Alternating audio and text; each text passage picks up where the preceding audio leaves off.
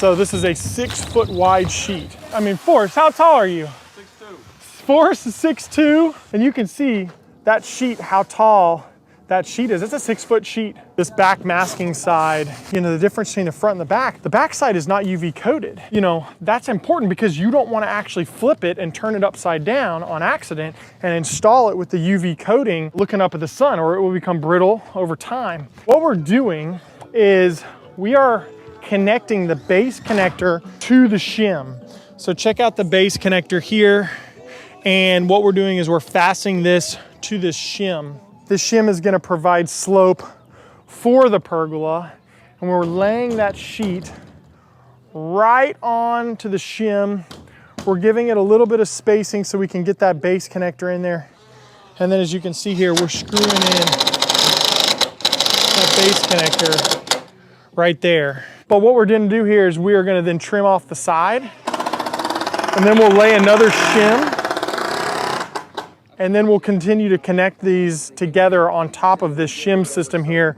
Slope is a really important thing for, you know, this system and any of our pergola systems. And really, anytime you have a roof, you're gonna wanna make sure that there's slope. The water needs to drain off. And this is a very important thing. And so that's why we put these shims on here, because this is a flat pergola, and most pergolas are built flat. However, we're kind of changing the game on that. We're seeing that a lot of people are starting to add slope onto their pergolas because more often than not, people are trying to get it covered. So, Forrest, we're gonna put a 4 foot next? We're gonna put a 6 foot next. 6 foot next. So a 6, and then another 6, and then a 4 foot sheet on the very side. So you can see the shims there and the spacing and how the sheet lines up right here. And we screw the system right on top of the shim. And the tape has already been prepared.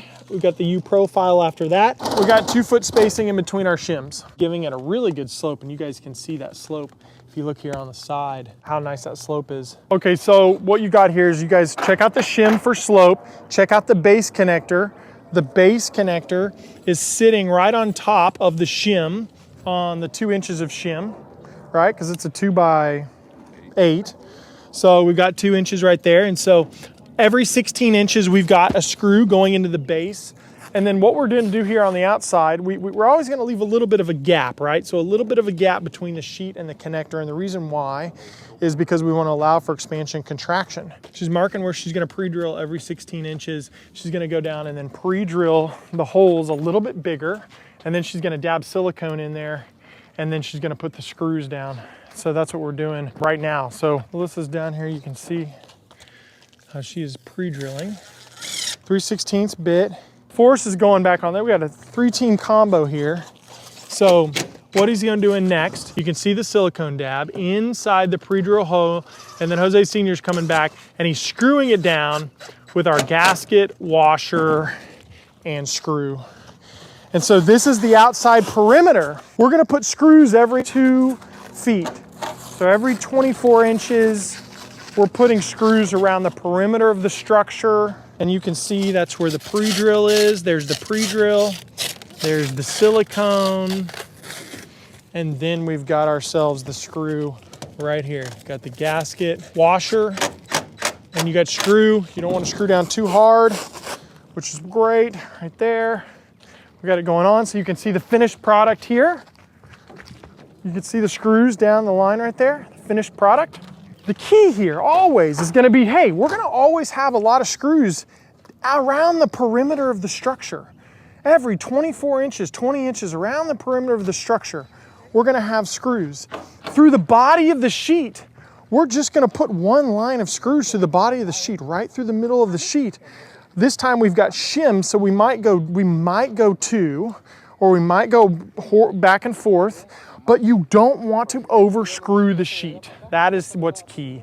So every 16 inches to 20 inches down in the base connector, and then every 16 to 20 inches around the perimeter, maybe 24 inches. You know, you don't want too many screws through the body of the sheet, but we decided that we were gonna put screws every 48 inches right here on this shim and right here on this shim. It would have been different had we not had shims and it would have just been on the flat pergola. We could have spaced them a little bit better, but we didn't want to, you know, not put screws because of the shims being so close together at 24 inches. We'd prefer one right down the middle, to be honest with you, but because of the shims, like we prefer to put them every 48 inches right down the middle of this 6-foot sheet. But we can't do that because of the shims, there's nothing to screw it into. So we're gonna go down every 48 inches on each shim, and that's where we're gonna put the screws. So that's gonna be where the screw placement is gonna lie.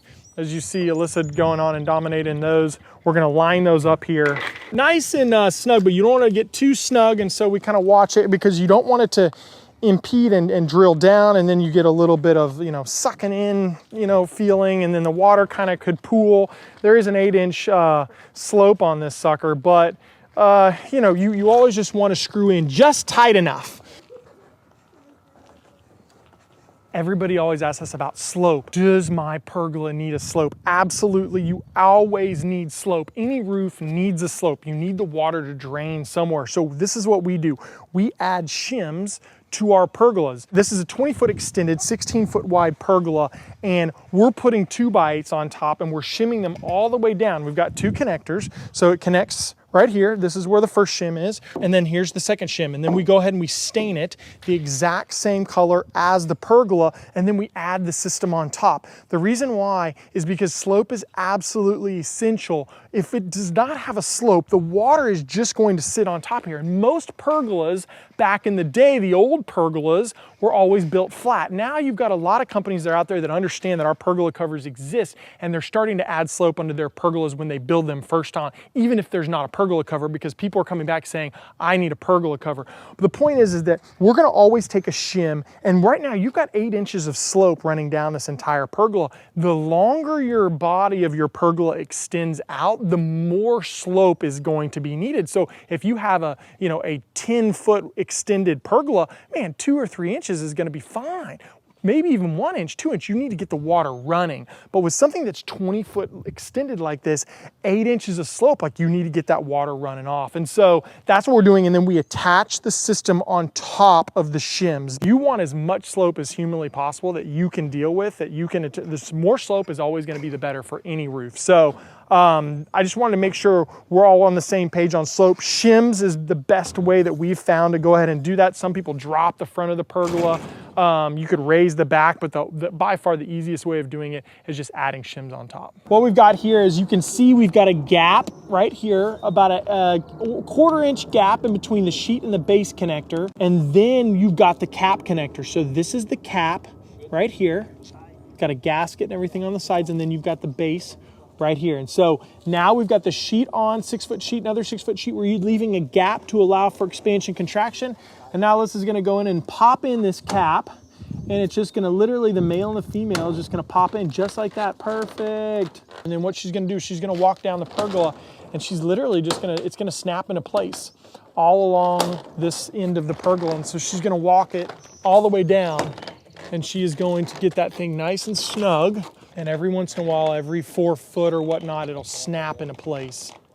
This U-profile goes around the perimeter of the sheet on the front end and the back end. The profile does not go on the sides. You don't need it. It is a closed cell, but the front and the back is an open cell. It's great to put the tape and then the U-profile. It prevents debris and dirt from getting into the flute holes. It doesn't, it can't, it's never gonna get rid of 100% of the debris or 100% of the dirt.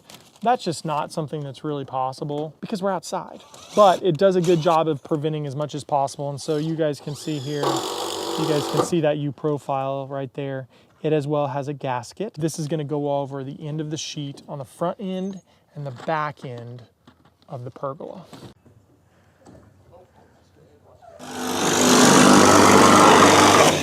And that's done. So now we've got, you can kind of start to see the shape of the pergola. This is the pre-trim just to get the sheets down, so then we can start working on that the trim is exact to the body of the pergola. We've got to get a screwdriver in to get these U-profiles around the end, because they can get a little bit snug in there tight. We want them tight, especially with that gasket on there. So that's what Alyssa's doing right here, is she's taking the screwdriver and she's working it to where she can get it around the sheet end so that it'll flush over that edge. But sometimes they are tight, so the screwdriver works. And then over here, Jose's pre-drilling, and he's got the screws going into the shims every 48 inches and then around the perimeter of the structure.